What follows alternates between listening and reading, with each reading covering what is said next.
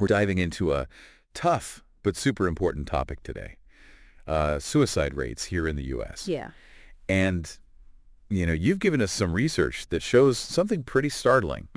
White and Native American populations have the highest rates. Right. But we're not just looking at the numbers. We really want to understand the why. Yeah. Like what's going on behind these numbers, Yeah. The cultural stuff, the socioeconomic, historical, even environmental factors. Yeah. And it's interesting because right away all these sources point to like all these things coming together, not just like one single cause, right? It's kind of like like trying to figure out the weather. Right. You have to look at everything that's contributing to really get what's going on. Okay, so let's break down this perfect storm idea. Okay. One source had this really stark statistic. Between 2018 and 2021, Native American suicide rates actually went up by 26%. Wow. While rates in the white population, they dipped a little bit. Yeah. What do you think about that difference? What really stands out to you? Well, I think it shows that even though both groups have these high suicide rates, the underlying reasons, the things that are contributing to them, Yeah. they're probably really different, right? Yeah. You can't just assume it's the same explanation for everyone. That makes a lot of sense. So how do we even start to figure this out? Right. One of the sources mentioned Émile Durkheim, the sociologist. Yes. Now, I'm no sociology expert, Yeah. but his ideas about social integration and regulation seem really important here. Yeah. Durkheim's work is important for a reason. Yeah. He argued that like how connected we feel to society, Yeah. Feeling like we belong and that our lives have meaning, that's crucial for our well-being. Yeah. When those bonds get weak or break down, Right. that's when we become more vulnerable. And he even had specific types of suicide, right? Mm-hmm. I remember reading about egoistic and anomic suicide. Yes. How do those fit into what we're talking about? I think they're really relevant to the groups we're looking at.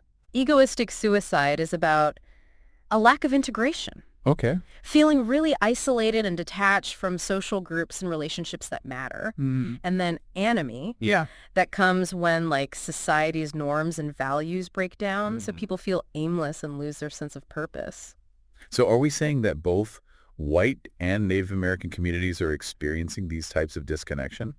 Well, it's not quite that simple. Okay. While we can see elements of both egoistic and anomic suicide in both groups, the history and culture that contribute to those feelings, Yeah. they're really different. I see what you mean.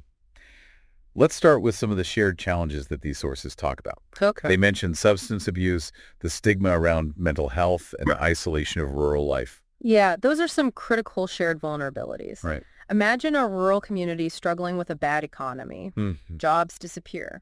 Opportunities are scarce. Yeah. That instability can fuel substance abuse as people try to cope. And then the stigma around mental health might stop people from getting help. And then on top of that, the isolation is made worse by the fact that there might not be many mental health resources in rural areas. Exactly. It's like a triple whammy. Right. It creates this situation where people feel trapped. Yeah, They don't have much support, and there aren't many ways out. you got it. So even though both communities share those challenges, we can't forget that Native American populations carry extra burdens Yeah. unique to their experience. The research specifically mentions historical trauma. Right. Can you explain that a little more? Sure. Historical trauma refers to like this emotional and psychological wounding that builds up over generations, Okay. coming from things like colonization and forced assimilation. For Native Americans, this includes the loss of land language and cultural practices, Yeah. and the disruption of their traditional family and community structures. Yeah, we can't underestimate the impact of those experiences. No. Not just on individuals, but on whole communities. This isn't just about the past. Yeah. It's about how that trauma continues to affect lives and perceptions today. Imagine growing up in a community where your history is marked by oppression, where your culture has been devalued and your identity undermined. Yeah. That can create a deep sense of disconnection, not just from society, Right. but even from your own heritage. It's like that feeling of anomie we talked about, Yeah, but amplified by this historical context. exactly. And I imagine that historical trauma also intersects with those other challenges we talked about. So- Substance abuse, the mental health stigma, lack of resources. Yeah, those historical wounds can create this sense of hopelessness Right. and powerlessness that makes it really tough to break free from those cycles. So we're starting to see how complex this really is. But before we go any further, Yeah. I think it's important to remember that even within the white population, Okay. where suicide rates have gone down overall. Yeah. There are still specific groups experiencing an increase. Right. The sources pointed to middle-aged white males in particular. Why might that be? It seems that a lot of middle-aged white males are struggling with a sense of displacement and loss of identity. Think about the decline of traditional industries in some regions, leading to job losses and financial instability.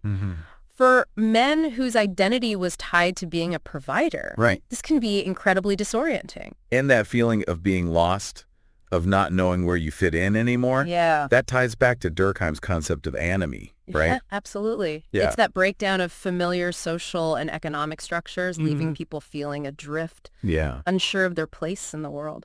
So we've got these shared vulnerabilities like substance abuse and mental health stigma. Right. Then we add the historical trauma that uniquely impacts Native American communities.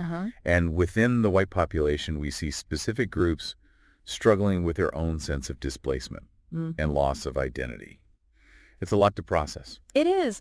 But recognizing that complexity is the first step. Yeah. We can't use simple solutions for such a complicated problem. We've laid down some important groundwork here. Yes. But there's still so much more to explore. Definitely. How do these socioeconomic factors actually play out in real life? Right. And how do we move beyond just identifying the problems to actually finding solutions? Those are the key questions. Yeah. And that's where our deep dive gets even more interesting. Stay tuned because we're going to dig into those very topics after a quick break. Awesome. Yeah. So we've been talking about these layers of challenges, both shared and unique. Right. But I'm really curious to dig deeper into how those socioeconomic factors we mentioned, how they actually play out, on the ground, so to speak. Yeah. It's one thing to talk about economic instability in general, but how does that actually translate into a higher risk of suicide? Well, it's about understanding this kind of cascade effect. Okay. Imagine you're already dealing with mental health issues. Right. And then on top of that, you add financial stress, like losing your job or not being able to afford health care. Suddenly, the resources you need to manage your well-being, they feel completely out of reach. And I'm guessing that in a lot of these communities we're talking about, especially rural areas, those economic hardships often go hand in hand with limited access to mental health services. Exactly. You've got it. So you have this perfect storm brewing, economic strain, making existing mental health challenges worse. Yeah. And then on top of that, limited access to support systems. It's like a recipe for despair. Yeah, it really is. It's like each factor just builds on the other, creating this downward spiral. And that makes me think about the stigma we talked about earlier. If you're in a community where asking for help is seen as a weakness, and you're already burdened by all this economic stress, reaching out for support might feel impossible. Stigma is like this invisible barrier keeping people from getting the help they need, and it's especially bad in communities that really value self-reliance and being strong, where admitting you're vulnerable is really tough. And that makes me wonder, how do those cultural norms intersect with historical trauma? Yeah. Especially Native American communities. Right. We talked about the impact of those historical wounds. But how does that actually play out in terms of mental health today? Well, think about it this way. Generations of trauma can erode trust in institutions, including healthcare systems. If your family's history is full of forced assimilation and cultural erasure, it's understandable to be wary of systems that represent the dominant culture. That makes sense. It's not just about individual experiences then. Right. It's about this inherited mistrust that becomes embedded in the community itself. And that mistrust can make people hesitant to seek help, even when they really need it. Right. There's also the issue of intergenerational trauma, the way that trauma can be passed down through families, even if it's not talked about directly. So even if younger generations haven't directly experienced those historical traumas, they might still be carrying the weight of their ancestors' pain. Exactly. It can show up as heightened anxiety, depression, and trouble forming healthy relationships. It's like a ripple effect that just keeps impacting families and communities. Yeah, long after the initial trauma happened. This brings us back to Durkheim and his idea of anomie. Yes. We talked about it with those middle-aged white males experiencing job displacement. But I'm seeing how it also applies to Native American communities dealing with this legacy of historical trauma. It's all about this loss of connection. Yeah. Feeling like the world doesn't make sense anymore, and you don't know where you fit in. You've hit on something really important there. Thanks. Whether it's caused by economic upheaval, societal shifts, or the lasting wounds of historical trauma. Right. That feeling of anomie, that feeling of being unmoored from the things that give life meaning and purpose. Yeah. It can be a powerful driver of suicidal thoughts. Absolutely. So we're seeing these complex connections between historical trauma cultural norms and socioeconomic factors, all coming together to create these pockets of vulnerability within both white and Native American communities. That's a lot to take in. It is. It could feel pretty overwhelming, honestly. Yeah. But I'm hoping our sources also offer some insights into potential solutions. They do. Right. We can't just leave our listeners with this feeling of despair. Absolutely. While the challenges are big, there's also reason for hope. Okay. The research highlights some promising avenues for intervention and prevention. Okay, so let's shift gears a bit and talk about those potential solutions. Sounds good. What kind of research is out there showing promise in addressing these complicated issues? Well, one area that's gaining traction is focusing on strengthening community support systems. Okay. It sounds simple, but it's really about fostering those connections Durkheim talked about, that sense of belonging and shared purpose that can help protect against despair. So not just a vague idea of community, Right. but actual programs and initiatives that people can participate in. Exactly. Think about community mental health centers that provide culturally sensitive care, support groups tailored to specific demographics, even initiatives that help revitalize traditional languages and practices, Right. especially in Native American communities. I can see how that would be so powerful, Yeah. especially in communities that have experienced that loss of cultural identity. It's about rebuilding those connections Right. that have been broken by historical trauma and societal pressures. And it's about giving communities the power to take charge of their own well-being, Exactly. to reclaim their stories and create spaces where people feel seen, heard, and supported. You got it. That's a beautiful idea. Thank you. But I'm also thinking about the economic realities we talked about.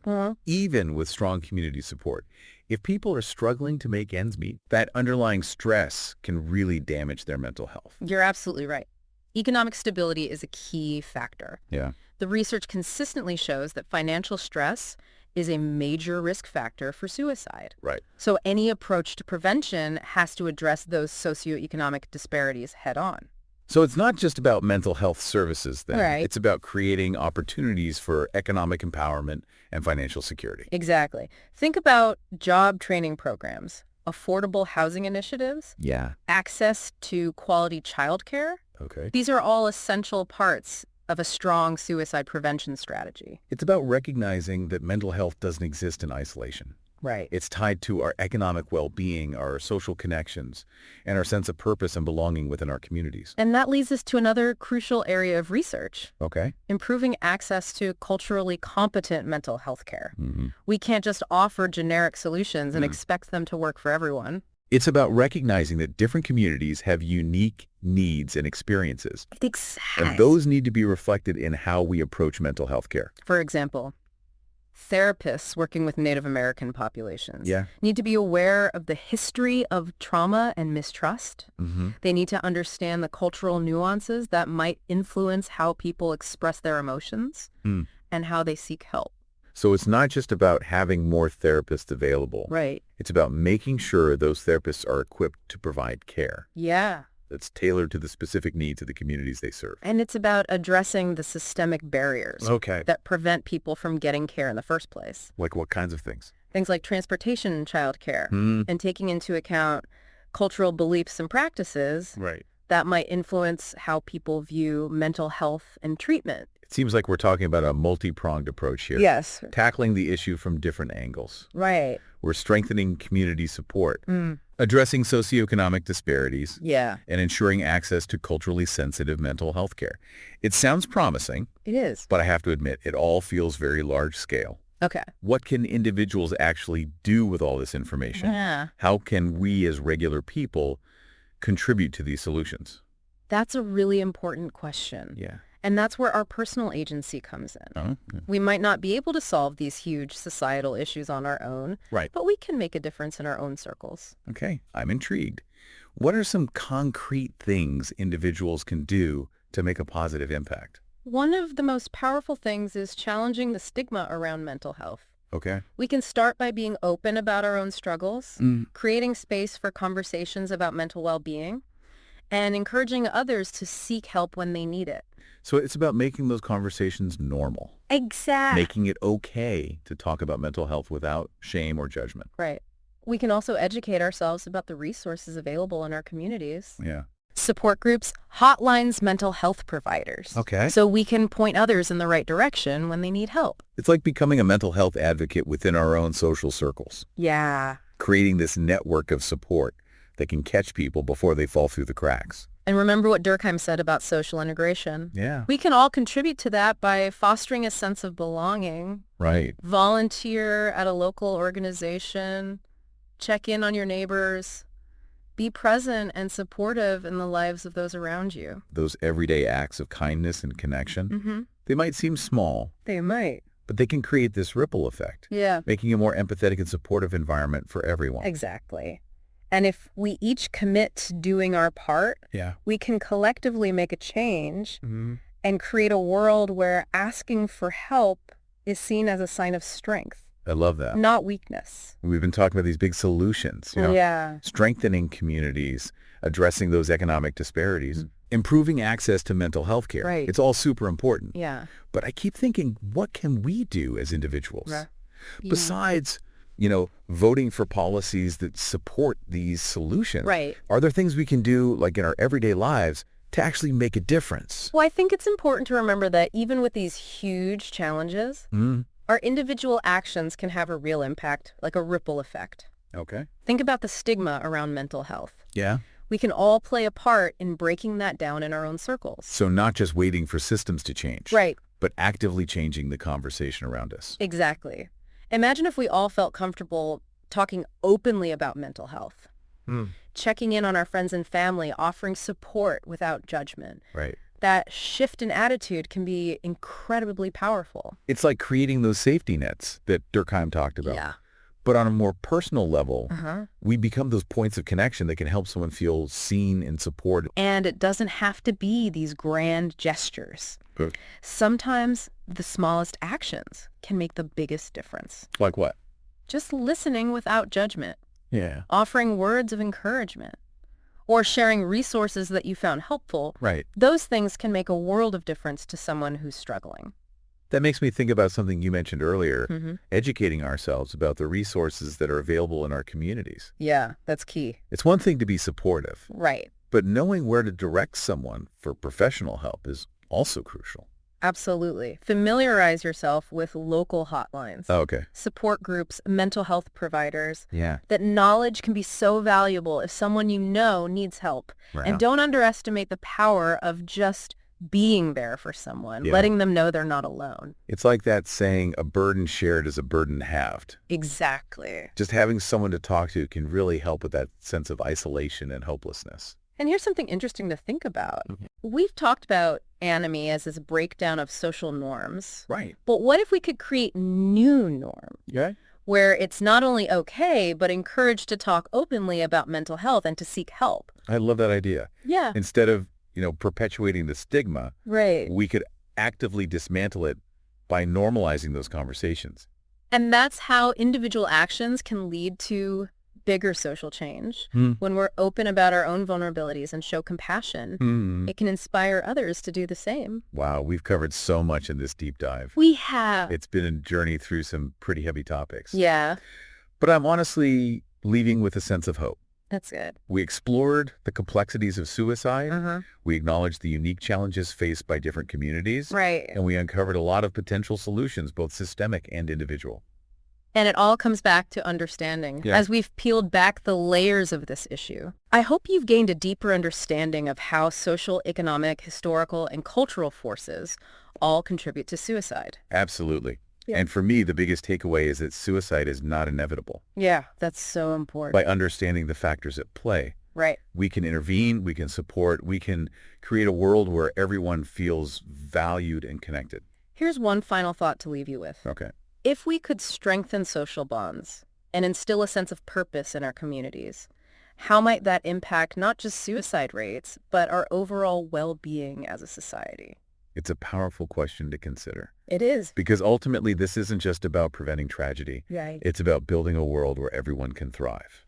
Thank you for joining us on this deep dive. Yeah, this is great. Remember, your engagement with this topic matters. By learning, by sharing, by taking action, even in small ways, you're contributing to a more compassionate and resilient world. Until next time, stay curious, stay connected, and stay hopeful.